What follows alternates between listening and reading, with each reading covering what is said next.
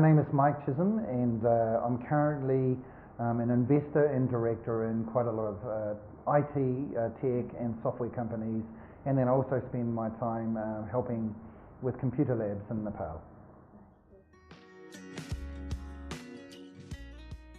I'm happy to share my story. I'll try and summarise my life. I'm nearly 60 now, so I'm going to try and pack in a lot of years into 5 minutes. And then in 1985, I came and lived in Nepal. I intended to stay here for maybe up to 10 years. I came with my wife and my small daughter. She was 18 months. And I worked for an NGO called INF, and I was the accountant, because that's what I do. I actually introduced the first computer into INF because we were hopelessly behind in our transaction recording, nearly a whole year behind. And I brought in this one little PC and changed everything by putting all the transactions into this. And even though I had to leave Nepal after 2.5 years because my wife got sick with heart disease, the irony out of that is that because I worked here on a volunteer basis, when I went back to New Zealand, I had no money. And I ended up, if I summarise things again, putting $200 into a business. Now $200 today is 14,000 rupees. And I put this into a software company, making software, and I worked in this business. I was the CEO of this business for 9 years, and I sold that at the end of that 9-year period for around $25 million. I was even at the end of that thinking, oh, now what do I do?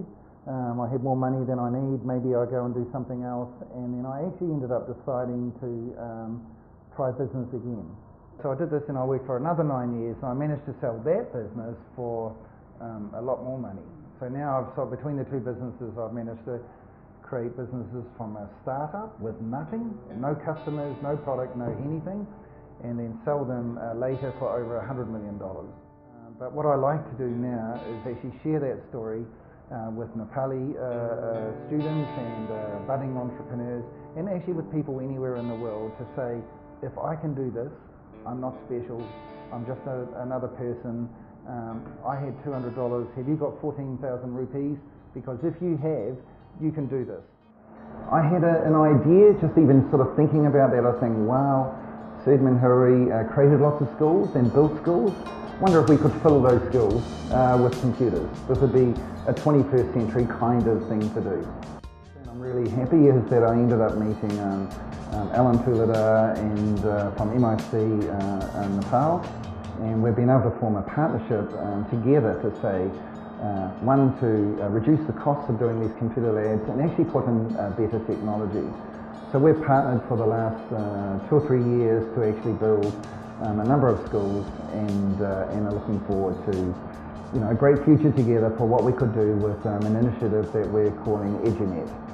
And so that's how it came about.